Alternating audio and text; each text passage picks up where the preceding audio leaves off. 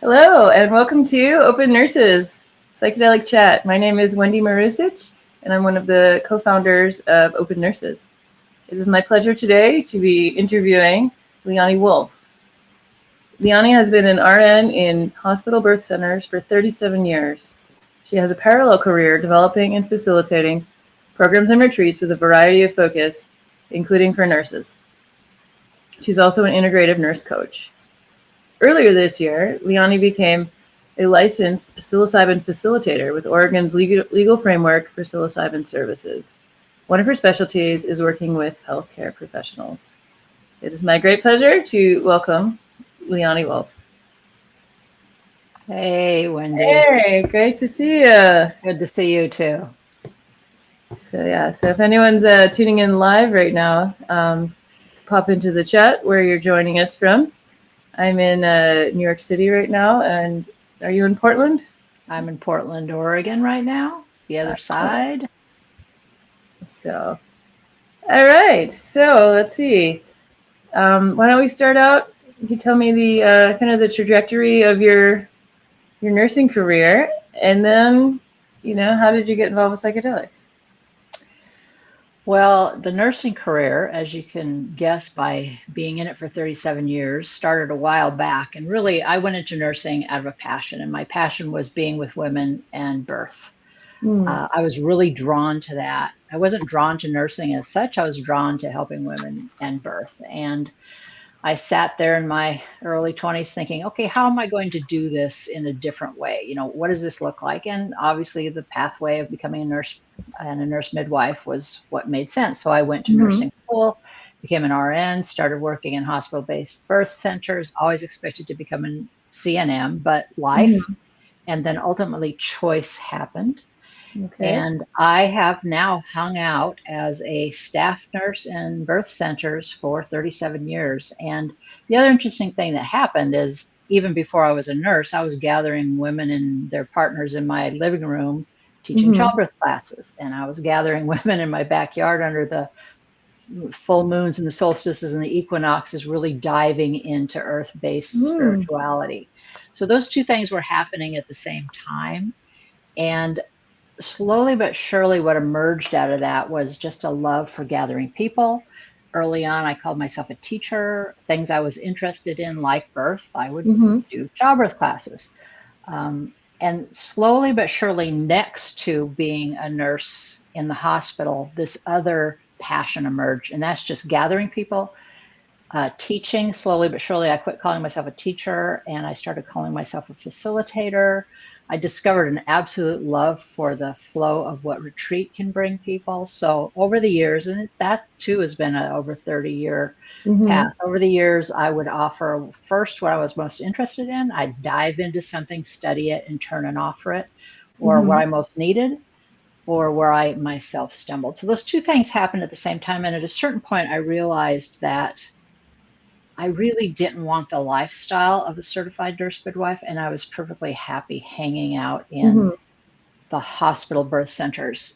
That did lead me to a point where I realized I really wanted to work with nurses, and I did holistic nursing certification with H&A. Then I started offering continuing education for nurses and other healthcare professionals in that way. So these parallel careers brought me to, well, first psychedelics. I was a Northern California hippie chick growing up in the late 70s and late 60s and early 70s. So my first psychedelic experience was at age 15. Wow. LSD. That would have been probably, I don't know, very early 70s in Northern California. And so I became I loved psychedelics. It was amazing to me. I loved where I could go. And and that in those days, there was a lot of everything everywhere, and it was real. It was just as the war on drugs was starting. Right. So I had the great adventure of trying just about everything in my teens and early 20s. And I honestly believe that experience, and of course, then it was just, you get it, you take it. who knows what, the concept of set and setting wasn't exactly Right. They there, were but still figuring that out. Yeah. yeah, I know it influenced the way I think and the way I interact with myself, Mhm. the environment. I know it set a change in my brain that I've always appreciated. Then, of course, life happened, and of course, it started getting not as easily accessible, and a lot of things happened. So I went away from psychedelics for a very long time Right. throughout my life. Always wanted to go back someday and experience psychedelics in a more reverent and sacred way. And that Mhm. started happening in my own life probably 15 years ago when I said, Mhm. okay, it's time to revisit that. And lo and behold, if I didn't find myself, along with everything else I've always done, living in Oregon and I voted for Prop 109, and then, 109.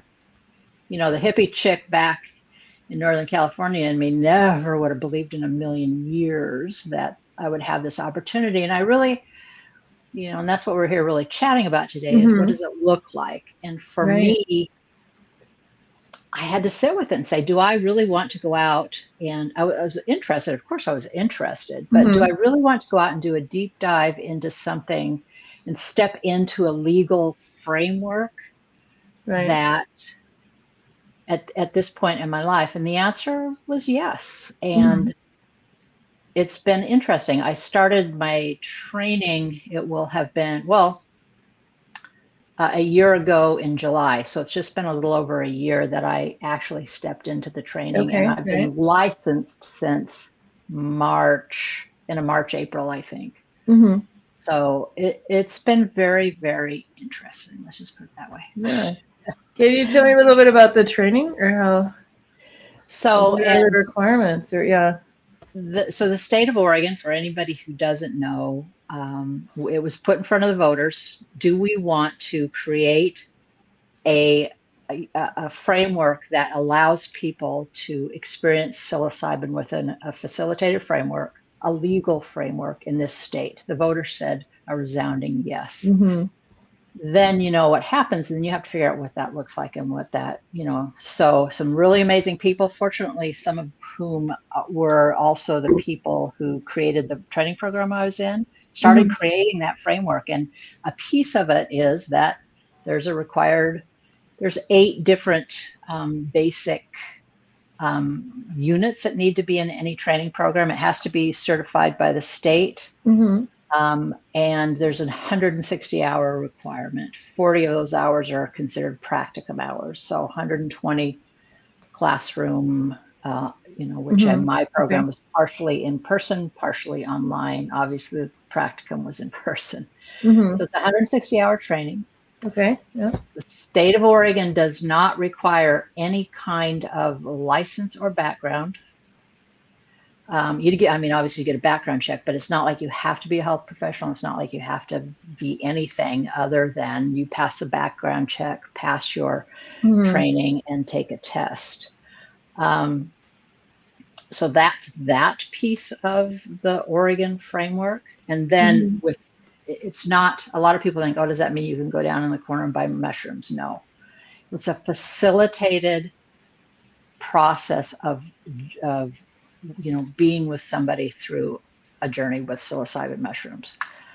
And if you have a license, like for example, my RN license, when I am working as a facilitator for psilocybin, when I'm under that license, I am not under my RN license. A Mhm. physician's not under their license. A therapist not under their license. We all stand equally as facilitators of Okay. psilocybin. So that's how that piece of the getting to be a licensed facilitator works. Mhm. Okay. What kind of? You said there were 8 different sections of the training. What, like, different area? What kind of Oh, I stuff? probably should have had that Oh, written you don't have down. to all of them, but just general. What kind of things are they teaching? Because I know other states and other places are trying to figure out What do you teach? what Yeah. are the important areas you need to cover. Yeah. The good news is anybody that's really interested in doing the deep dive into this, it's all written out on the Oregon State website. But the bottom line and the most important thread through all of it is safety. Safety, safety, safety. And that involves, screening, that involves the safety in administration, all of that is the through common ground through all of the different areas of study. But then it just gets into, we did, of course, a deep dive into the reverence of what psilocybin mushrooms are and the history of psilocybin mushrooms, and recognizing and honoring the indigenous use through Oh, that's time. great. So that's a piece. That's part of it. Then it gets into, remember, it's all different people taking these courses. So it gets into what's some basic psychological things to watch for in the screening. What are their skills in dealing with anything that will arise? There's the physical, basic. Okay, it's a very basic triage. If somebody has this happening, what does it mean to have high blood pressure? What does it mean? Right. Not that we're actually directly having anything to do with that, but the ability to recognize if somebody's getting into, you need help, call for help or something. So the training just goes through the deep dive of all the different aspects of what it means to be a facilitator, what it means to, and brain chemistry. We had great people like Robin Carhart come and teach that piece. So dive into the brain chemistry. How does psilocybin work? What is going on in the brain? How does that work with SSRIs? So there's also the pharmacological piece of it that we study.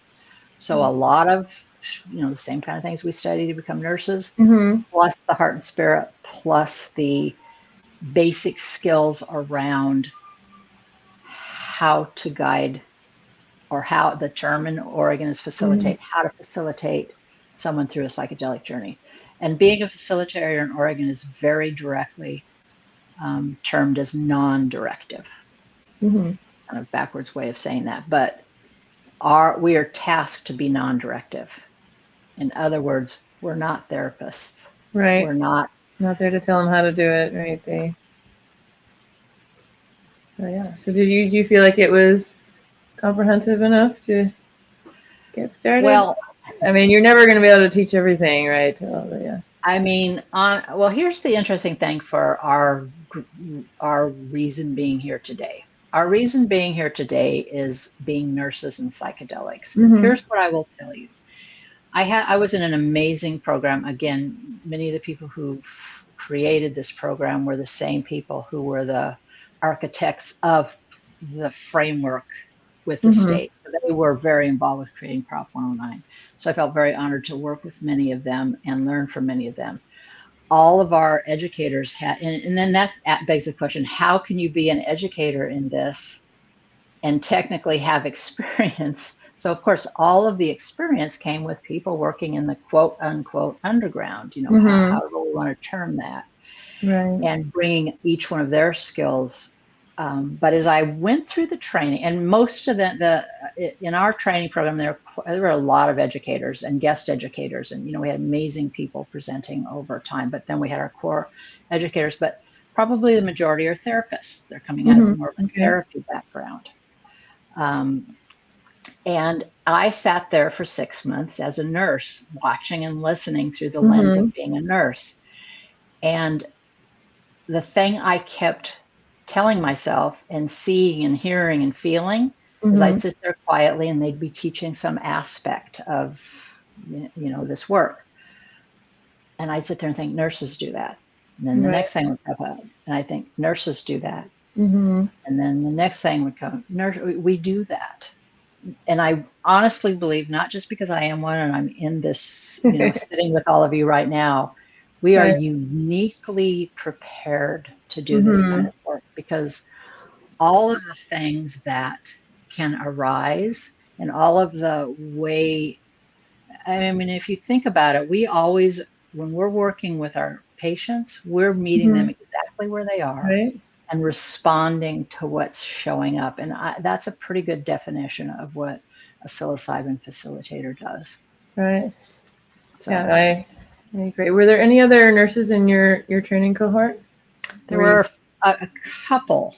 As it ended up, we had 2 different in-person days. and they were on my other day, but there weren't as many as I was expecting, frankly. Mm-hmm. There were a lot. It definitely draws in a lot of therapists. It draws in some people who don't really, honestly have, they just perhaps have a strong background personally, but not professionally with this. Mm-hmm. So it was really an interesting variety of people in my cohort. And there were, with the whole class, there were, I believe, about 90 of us. Okay. Now, not everybody went out and got licensed. Everybody completed the course, I believe, Mm-hmm. but in some respects, part of the training course was even its own litmus test of, is this Right. Is this really what you want to do? It sounds like a nice idea. Well, I want to go be a psilocybin therapist, but then the actual logistics and mechanics of it, right? And the other part of the legal structure in Oregon is that I, as a licensed facilitator, can't just bring somebody to my living room and give them some mushrooms and sit with them. That's not how it works. Mm-hmm. Mushrooms are grown with licensed growers. Okay. They're then batch tested in licensed labs, so you have a good sense of the potency of different batches. Right. And you only have a journey in a licensed service center. And the interesting split there is the service center is, and again, it's all about safety. What's Mm-hmm. the space like? They're inspected by the state, of course. It's all about a safe environment. And of course, then each service center, it's also about how do you, what's the environment you're inviting somebody into. Right. But in an interesting way, there's a split between the facilitator and the service center. The service center sells the mushrooms to the client. Mm-hmm. The service center gives the mushrooms to the client. They have to watch them consume them.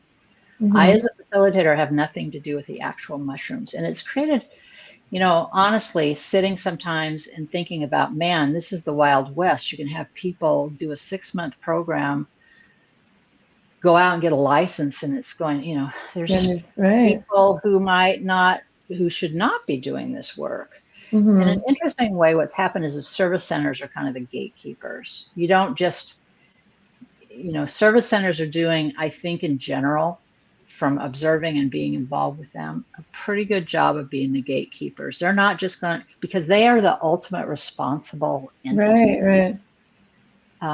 They're not necessarily letting anybody with a license in the door. As a matter of fact, not so much by a long shot. So Mm-hmm.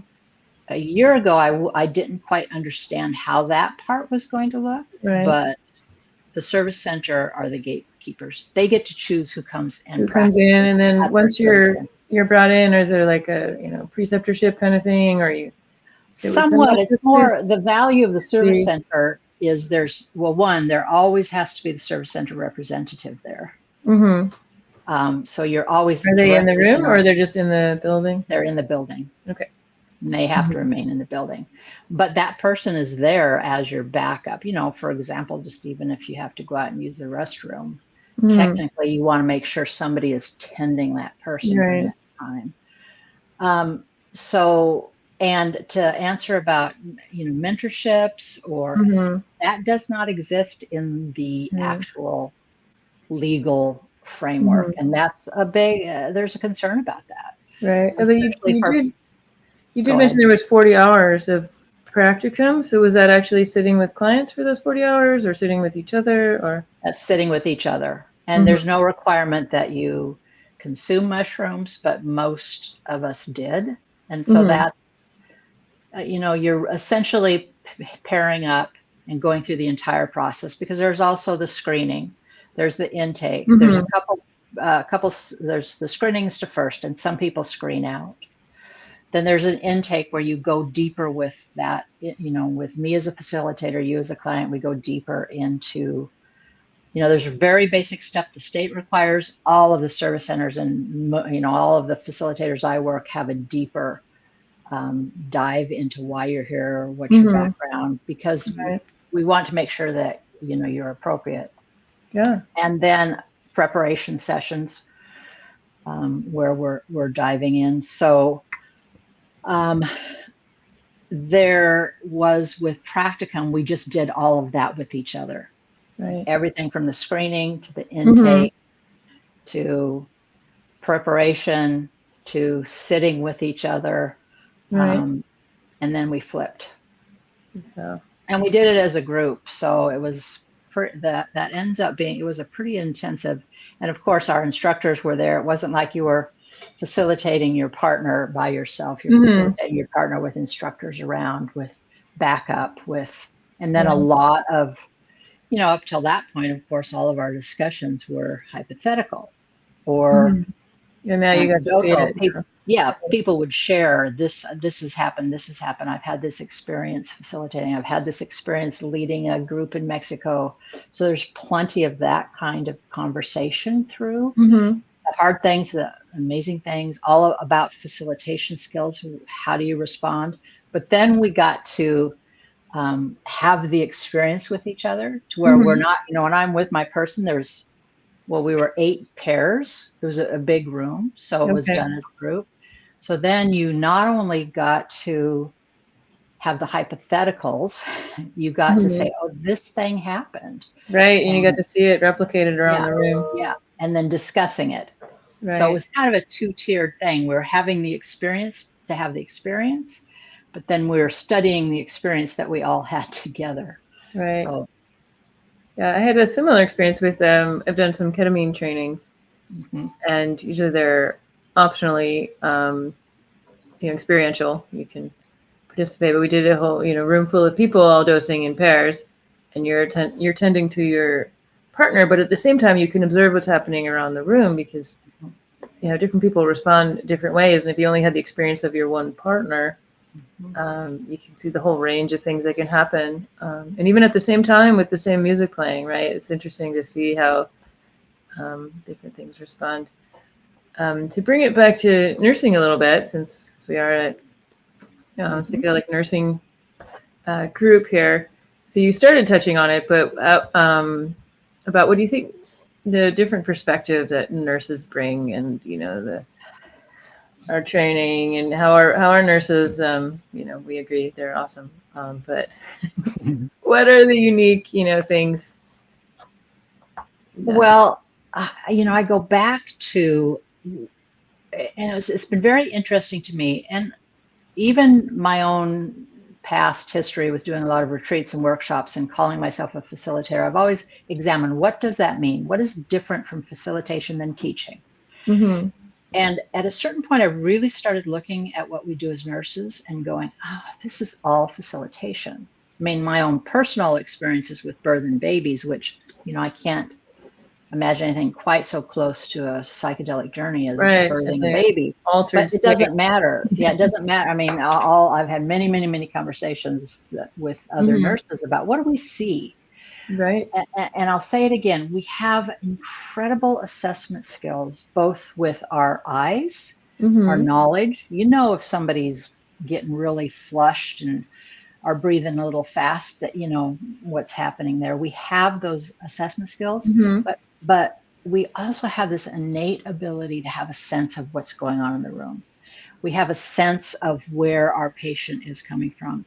And those are skills that I don't think in an interesting way that you get practically anywhere else. And this is not to disparage all of my amazing therapist friends, but we also are experts because, you can have a journey, you can be present with somebody in a journey where, I did this a few days ago with a woman who basically wrapped herself up, cuddled up, was gone.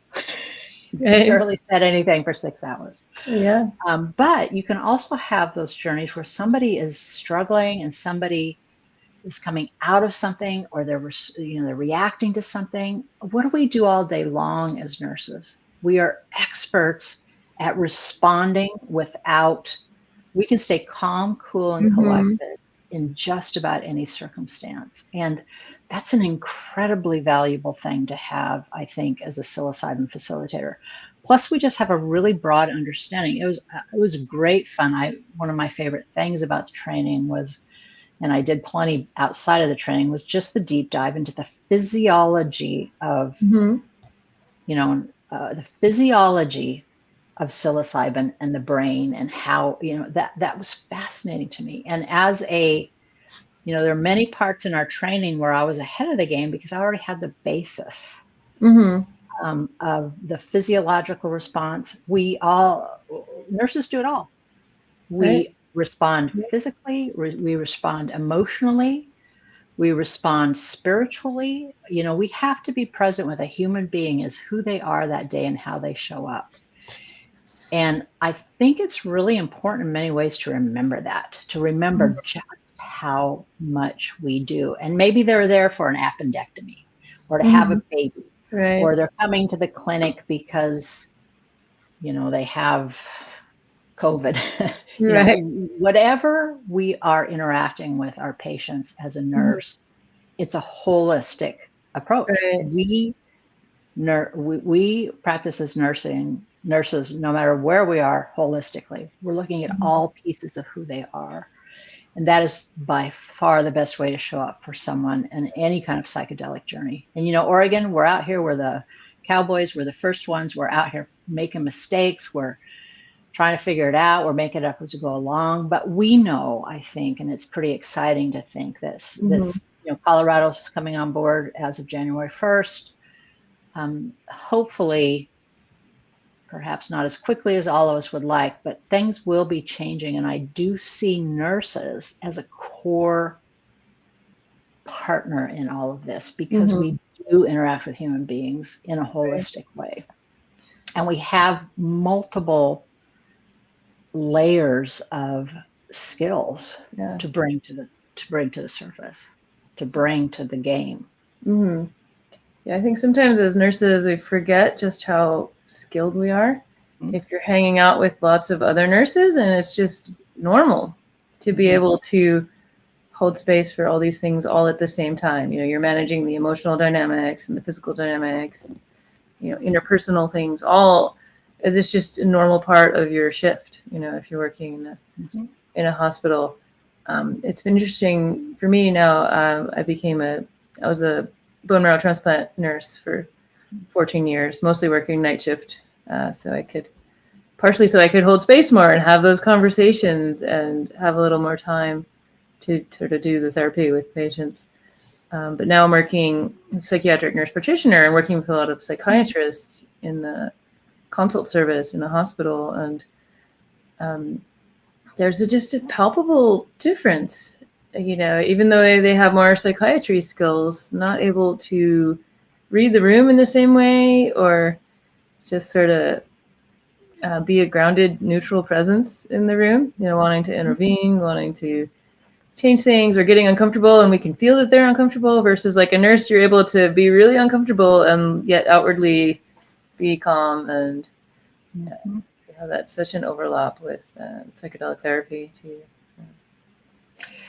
Well, and I would say I did a women's retreat in the spring, a group psilocybin retreat. And since then, I've just been doing one-on-ones. And I would say of all my one-on-ones, most people are coming to make this choice to use psilocybin through a therapist. Off the top of my head, I don't think any of my one-on-ones have not been seeing therapists, meaning, again, in the Oregon framework, it's a very specific container around that. There's journey day, but there's a container around it, and it's non-directive. But most people are coming into it with that through of therapy or of that through. Too. Yeah. And it's, I just did an integration session a couple hours ago, and she is a healthcare provider and healthcare professional. And it brought tears to my eyes because this was our first integration session after her journey. And it brought tears to my eyes because I just saw that piece of her step forward. I mean, not literally, but she is a healthcare professional. She has been working with a therapist. This wasn't about her job that she came to me through, but I saw that piece of her and recognized how so often we put this big armor on to do our jobs as nurses. And it's such an honor to work both with people in that way, but through my own skills. I'm not an RN doing that. She wasn't a healthcare professional doing her journey, but those things can be really powerful together. Yeah. There's such power in, being a nurse and facilitating for a nurse. You just have such a common language or experience, even if your experiences are different. And, we want a whole range of psychedelic therapists, right? That, whether, different ages, ethnicities, genders, right? Occupations. So let's see. So what would you tell a nurse? We have people who are tuning in here, who's interested in working with psychedelics. What would you recommend they do, or how do you? Well, and of course, and let me state, one thing I didn't talk about was the idea of why I chose to become a legal facilitator. And that kind of points to what I would say to a nurse interested. The first thing we need to do as someone wanting to be involved with psychedelics, and this was also very much a part of my training program, is you got to do your own work first. You have to develop, I think it's really important to develop your own relationship with psychedelics. So in these days, of course, unless you come hang out with me in Oregon, the only way you do that is with the amazing practitioners who work with a variety of psychedelics in the underground. Or outside the country, right? Yeah. But even if that's not feeling comfortable to you, if you're somebody who doesn't, that, and then we worry about our license. What if, right? What if they find out I went off to that retreat in Mexico or whatever? Then doing our own work and really being present with our own relationship with how we move through our life. And again, I go back to the idea nursing informs us that a lot, is the first step. Beyond that, just start studying. Studying, that's a great thing, is right now there's so much out there. There's so many great resources. This organization is one of them. There's so many great resources to start trying it on. The idea, is this something that I'm interested in?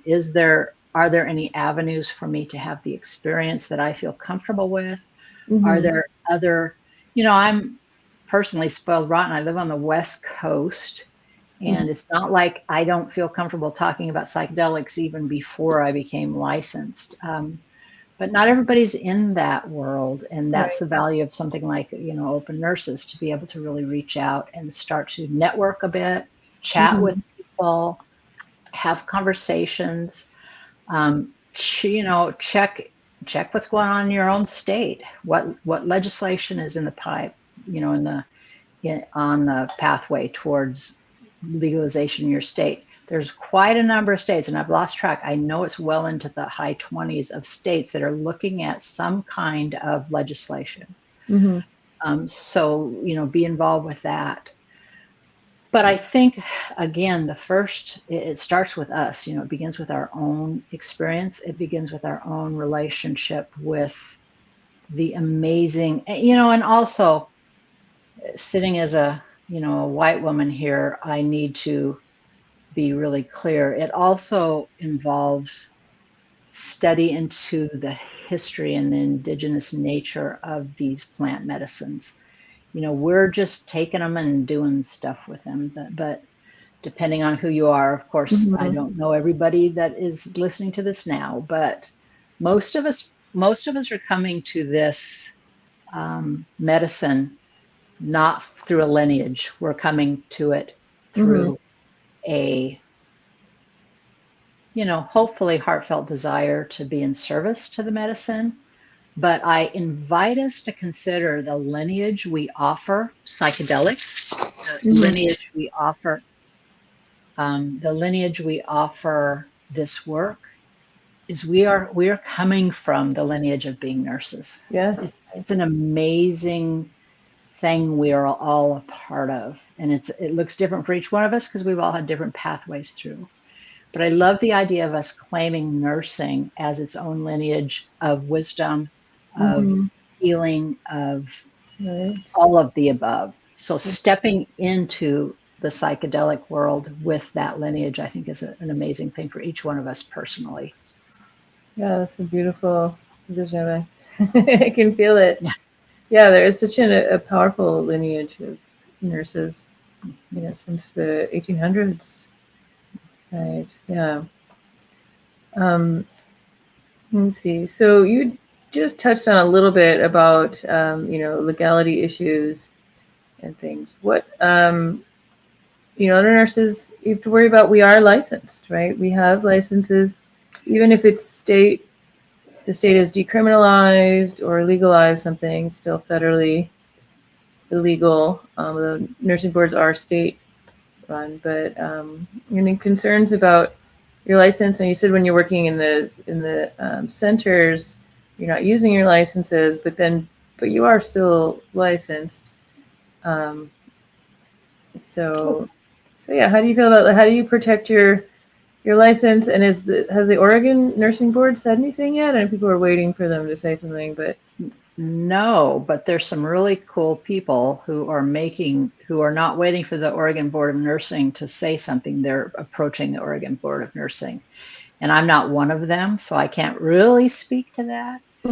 But they're approaching the Oregon State Board of Nursing from the standpoint, and it's really why I chose to do this at this point in my life, is they're really talking to the Oregon State Board of Nursing to the idea of, here we have a framework, we have a legal framework, we have a medicine, we have this incredible opportunity with psilocybin that can, what do we have in nursing? We have a huge burnout. We have, especially after the COVID years. So there are some really great nurses who are talking to the state board right now about what we have this in our state. Can it help serve the nurses who live in Oregon? Personally, and that's the advantage of being in my 60s, I'm just not that worried about it at all. And as a matter of fact, it's interesting because I work at a hospital in Washington State, and I've been there for quite a long time, and people have known me there for a long time. And when I chose to do this training, I didn't talk about it much. Of course, all my friends, I have, my hospital is not my friend circle, but they're people I've known for a really long time, and they've known me for a long time. Right. But I just chose to be quiet about it, not because I didn't want them to know. Well, I had actually gone to my manager, and when I applied for the program, asked her to be, to give me a recommendation. Letter of reference, right? Yeah, so she knew, my manager knew. Yeah, and she was okay with it, yeah. Yep. And she was curious, but I kept quiet about it, mainly because I thought, I wasn't even positive when I did the program. Am I really going to actually practice? Or is this just a very interesting 6 months, met some amazing people, learned some very interesting things that I didn't know before. But when I finally, quote unquote, came out and shared with people what I was doing at the hospital, I was very curious, how's this going to go? Right, yeah, how did it go? It went, and I'm quite positive there are probably people who behind the scenes are like, what is she? This is crazy. But I can't tell you, that was last, I don't know, March or so. I can't tell you how many times I've had little mini workshops at work with, a couple nurses and a tech and a CNM and a physician all standing around a little circle around me, asking me questions. So that was pleasantly surprising and wonderful. It's helped me educate. And I will never be an expert. I don't think anybody ultimately can be, because I think the medicine asks us not to be. It's the expert. I always tell my clients, on Journey Day, that I am your facilitator. I'm holding the edges, but your main facilitator is these psilocybin mushrooms that you're now eating. We create a whole ritual, we create space around that, which is really wonderful based on that individual person. But it's been very fascinating. So I personally am not worried. I certainly understand that concern. And one of the reasons I did choose to go the legal route is because up until, well, my first legal psychedelic journey was in my training, Right. But for the past 15 years, I've been involved with psychedelics, not in a legal framework. I did it because I knew there were people out there, and some of them are starting to come to me now who who are interested in the experience, appropriate for the experience, want to make the choice to partner with psilocybin mushrooms, but won't do it outside of a legal framework. And that's why I ultimately decided to do it. Those are the people I want to reach. Right. Yeah, I feel similarly about that with people who would never do it otherwise. So, and you just do it in a legal framework, right? And then the medicines are tested. They are, right, and everyone's certified. And that's part of building the safety of the container. Right. And it's the accountability as well. So you're licensed. You can lose that license if your facilitator license if you do something inappropriate, right? Like there's certain extra layer of safety. It's also an extra layer of red tape, but pros and cons to that. But yeah. Yep. Well, I always tell people, especially if they work in healthcare at all, when they come to me, the first thing that happens is there's a huge amount of paperwork to do. We legalize this, we create a framework. What comes with that? There's like 10 forms you're filling out and signing, and but again, especially for the right person. And as I'm now doing the work, I'm seeing those people. That does give them like at the main service center I work at, Intertrek, which is also the organization that I did my study with. All of our screening is reviewed by our health and safety director, who is also an MD. So it's that added layer of this person needs to go through screening and needs to be appropriate for this medicine. And then, there's everything to agreement about touch, agreement about safety, all is done ahead of time. And for the right person, that gives them a sense of security, that gives them a sense of safety.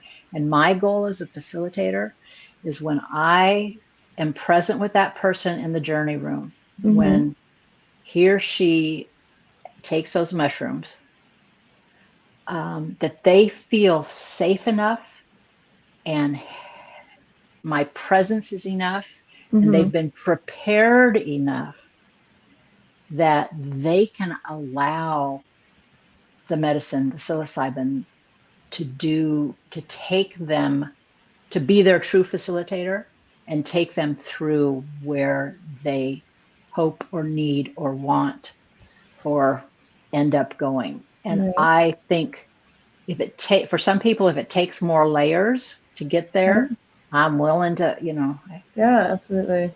It's paperwork, back to electronic medical records. Right. Right. So that's why I decided to do the legal framework. So to touch those people. Right. And so you mentioned the group you trained with, that was called Intertrek. Some people in the comments had asked the name. Yes. So it was Intertrek. Yeah. Intertrek, and it was founded by some of the architects of Prop 109 in Oregon. So people that were very, very involved with this from the beginning. And I will also say an offshoot of Intertrek is called the Cherie Eckhart Foundation, which is now providing grants for people who can't afford it to have psilocybin services. That's the nonprofit. That's the other arm of Intertrek. That's good. Because yes, how do we get this out to people? Right. So I remember seeing the price list when it first came out for Oregon. So we finally have legal facilitated psilocybin therapy, but then it was very expensive, and people aren't making lots of profit off of this. It's just all the regulations cost a lot of money. So it's nice to hear that there's a foundation to help. Yeah. And there's more. I'm also affiliated with I'm affiliated with 2 service centers. You know, the main, well, both. I adore both the people that own both service centers. That's why I'm at both of them. But also, Mhm. it's just nice to have that availability kind of thing. But the other service center I'm affiliated with also is starting sort of kind of an equity arm of their services for the same Mhm. thing. Come to us if you can't afford our posted prices. Let's talk. Let's see if, because it's none of us are in this. Trust me. Mhm. Even, the other thing that has allowed me to do everything else in my life besides being a nurse is that I've worked part-time forever. Mhm. And I still work part-time at the hospital. Right. And trust me, having done it for 37 years, per hour, I make Way more at more the as a nurse. hospital, Yeah. than I do Right. this work. This is the work of my heart and spirit. And I think many people would say the same things. I won't say that there wasn't some kind of gold rush to Oregon to say, oh, we're going to go make a whole bunch of money. Mhm. I won't say that hasn't existed, because it certainly has. In an interesting way, some of those got chewed up and spit out pretty quick, because there isn't a huge, even though it's expensive, the costs are huge. But the ability, access, that's always, for those of us in the heart and spirit of this work, has always been central to what Mhm. we want to offer people. And it's only been, the first service center opened in July a year ago, so it's only been a year. And those things are starting to, the Sharia Art Foundation is one, but there's more and more Mhm. To help them. showing up with different affiliated with different service centers or free floating, and I think that's only going to continue. Right. I mean, we're only one year in of this, first in the country, or first in the world, really, for this framework. And it's not perfect. I freely say it is Mhm. far from perfect, but it's I feel honored to be part of it, because it is a start. Mhm. You have to It is start a somewhere. start, and the main value is the idea that, who knows what this is going to look like in 10 years, but the main value is access.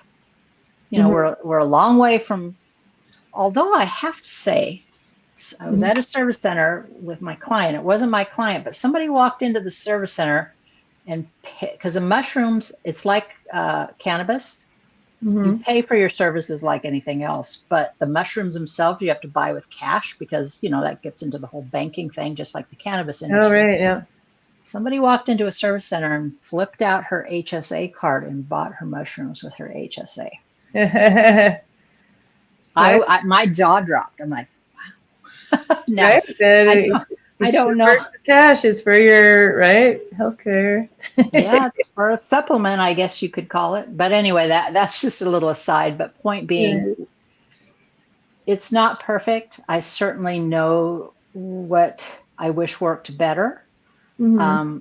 But it's a start, and I'm honored to be a voice with the beginning of this, and I'm honored to Mhm. be a voice of nurses with all Right. of this, to be able to say, we have a place at the table. We have so much to offer. Mhm. And to me, that feels really exciting. And I also went into it to work with healthcare professionals. I don't say specifically I only work with healthcare professionals, but Mhm. that's definitely where I'm heading. And doing my partner, not life partner, my work partner and I, who's Mhm. a psychiatric nurse practitioner, we're offering the very first legal psilocybin retreat for healthcare professionals in October. So Oh. I have to pinch myself, because again, I wouldn't have thought, as that hippie chick taking LSD in Northern California, that this would ever be part of my future. And even as someone who redeveloped my own personal relationship with psychedelics 15 years or so ago, I never thought this would be something that I would be offering. And for me personally, it's also been accumulation of a lifetime of work. It feels like it is the work of my wise woman years. It's the work of Mhm. my elder years. Be able to tie But everything together. Yeah. yeah, yeah. So it's a real honor to be part of that, and it's going to shift. I mean, we're already looking. I had dinner with a friend last night who just got on one of the rules committees, and the laws in Oregon are going to start to shift around a little bit, following Colorado's. Colorado has taken some things a little farther than we did, and as each state, I think, comes on board or we learn more, I think it's going to continue to shuffle the direction of access. Right. Safety is safety has been the predominant impulse from the beginning, but access is the next place to go in all of this. And having nurses on board for safety. There's someone, I can't remember who said, I was at a lecture and they said, just having a nurse in the room, any room, automatically makes it safer. Is to bring our awareness and our spidey sense and our ability to stay calm and take action and respond. We can tell the difference between emotional and physical distress. So yeah, you had mentioned your retreat. Are there still spots open in it, or is it full? There are, and there's a lot of interest and a lot. It's August. Everybody's a little distracted. There's a lot of interest, but there is still space, and it's only for 7 people. I mean, I have people signed up, but it's not full. It's only for 7 people. It's not, my history of retreats has always been in amazingly beautiful retreat centers, and I've done retreats in Hawaii in the past, that kind of thing. This is an in-city retreat because right now there's no service centers that are that aren't pretty close to any city. So this is an in-city retreat, but I think we've crafted something that is going to be the best of both worlds, and ultimately on a journey. For any of us who know, it's again having the setting, having the container that allows us to go where we need to go, is ultimately beyond where you happen to be. So it's Leonie Wolff and I are doing that together, and we will probably bring in a 3rd facilitator for Journey Day also. Well, that's great. And you don't have to be a Oregon resident or anything. No. Oh yeah, that's the other big thing. You don't have to be an Oregon resident to come to Oregon and have a psilocybin experience. As a matter of fact, a lot of people come from out of state. Right? Yeah. Nurses who want to do this in a legal framework. The other, and it's interesting, even in doing some of the, I do exploratory calls with people about this retreat. And one of the things which I realized that the other value in doing this, quote unquote, in a legal framework. And trust me, the last thing I want to do is create a them and us kind of situation. I am completely supportive of everybody working in a different way than this framework in Oregon. But one of the values of being in a legal framework in an interesting way is being able to talk about it. Now, I'm not so sure if you work at a hospital or in a healthcare system I don't want to insult anybody, but just pick a place that isn't the East Coast or the West Coast, that you could still walk in and say, hey, I went off and did this retreat with a legal psilocybin. You still may be a little slower to say that or talk about that. But I think it's going to be interesting. This is the first time this is the first one, so I don't know what the ripples are going to be. But it opens up a conversation, I think, that can happen in a different way. Right. It's still Schedule 1. It's still federally illegal, and it's just like cannabis. The argument is, could you still lose your license somewhere in the middle? And I'm sorry to all the middle people, but you know what I mean? You still lose your license in a more conservative place if you were found to have a psilocybin journey, maybe, because it's still federally illegal. And but it's a crack. It's like a crack in the door that allows people to start having different conversations. I'm so glad you're there. You're able to represent nurses. So let's take a few questions here from the audience here. So, what qualities might a nurse develop to become a good guide or sitter? I would say the same thing. I think the first, and when I used to, I did retreats for nurses for many, many, many, many years, and I talked about the art of presence. And it was based on integrative or holistic health, but it was also about the art of presence. And I go back to what I said a while ago. I think there's so many qualities we already have. I think sometimes it's bringing them forth and having a deeper recognition of what we actually do. And to be a sitter, to be, that's the term used sometimes. Again, in Oregon, we're calling ourselves facilitators. To be present with somebody on a psychedelic journey, you have to be present. You have to have the ability to be fully present. Well, for 7 or 8, 6, 7, 8 hours with another human being, and have the way to be responsive to whatever's in the room. And that sometimes is hours of nothing. It's hours of, it's sort of a meditation being a facilitator. That's the one thing we're not used to as nurses, is sitting for long periods of time. Right. Or sitting, you can't go back to the nurse's station. You stay at bedside for those 8 hours. Yeah. But I think having a sense of the art of presence, knowing how to be able to be, because especially with, what does somebody do with an ICU patient? You're looking at all the numbers, but they can't talk to you. So we develop these senses to be able to be present with somebody that I think we already have, that are incredibly valuable, because you're not having a conversation with somebody necessarily on a psilocybin journey. As a matter of fact, I gently try and let them have their own, well, gently, if they're wanting a conversation, I gently remind them that this isn't about chatting. So I think developing the art of presence, developing your way of being in any room that you're in, whether it's a clinic, whether it's a hospital, whether it's, you're in education, how do you walk into any room is the first skill. Body the nursing skills. So we have a comment here from Shirley saying, having sat at the bedside of dying hospice patients and also facilitated therapeutic journeys with women veterans and other groups, they'd be very similar, right? Safety and holding space, whether that's birth, that's death, all the places in between. Or just, and yes, there's no question birth. There's no question death. There's no question many aspects. Excuse me, new earbuds.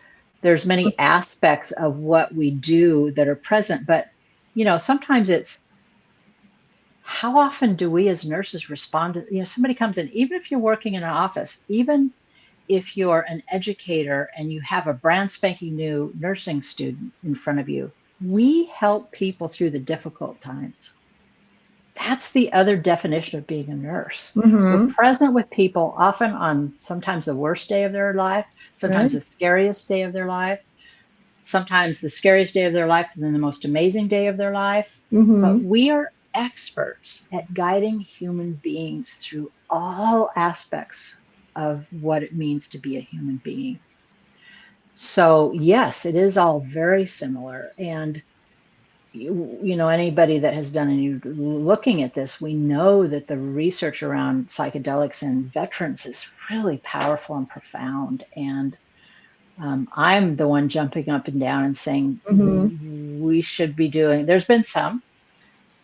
There was a study up at the University of Washington with frontline COVID workers.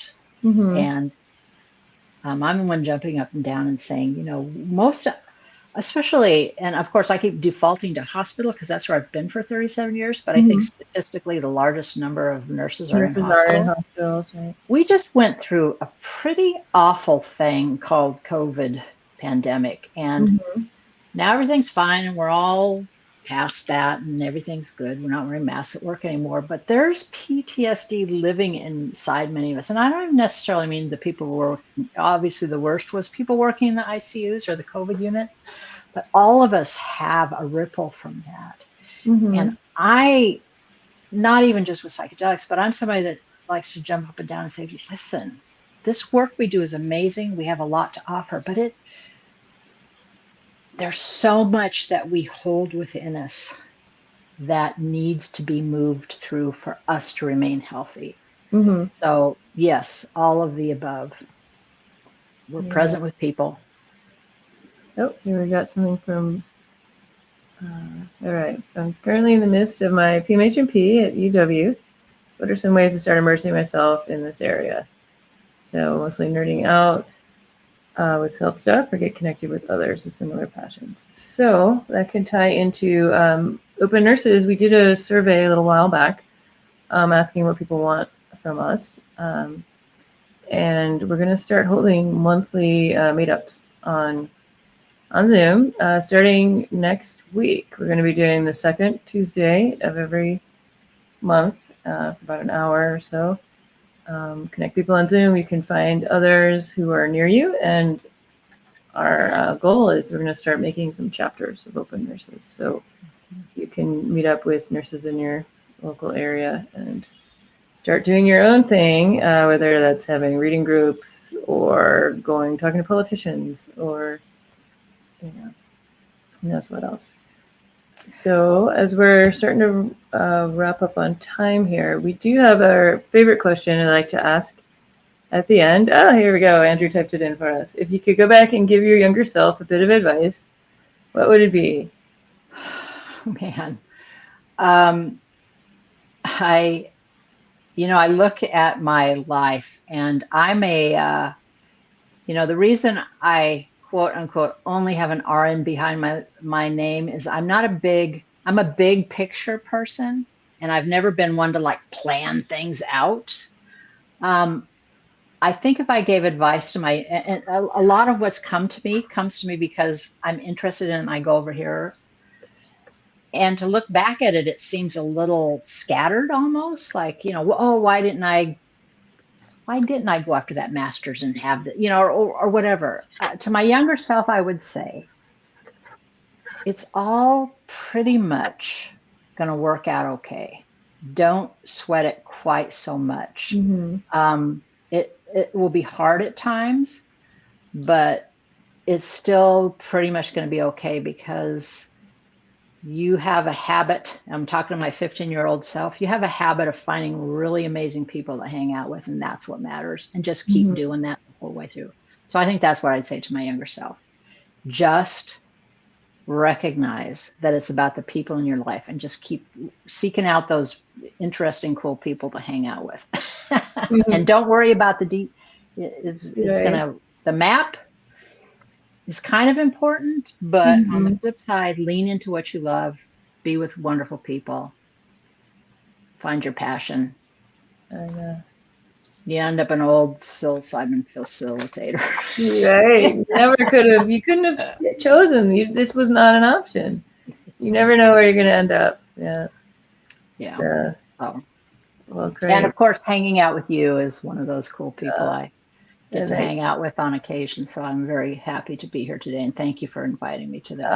It's been great. It's been great to hear the actual, on the ground Oregon perspective. We've been reading about it, hearing about it, but then you're actually in there doing it. It's been great to hear.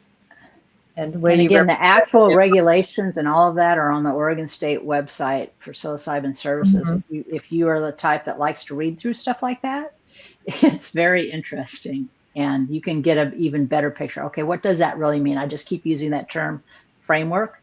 It's all written down. Spelled out. Yeah, that's just incredible. Yeah.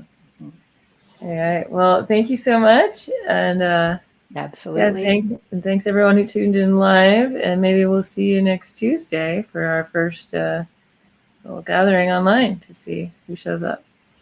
Sounds amazing. All Thanks so much, Wendy. Thank you. Bye.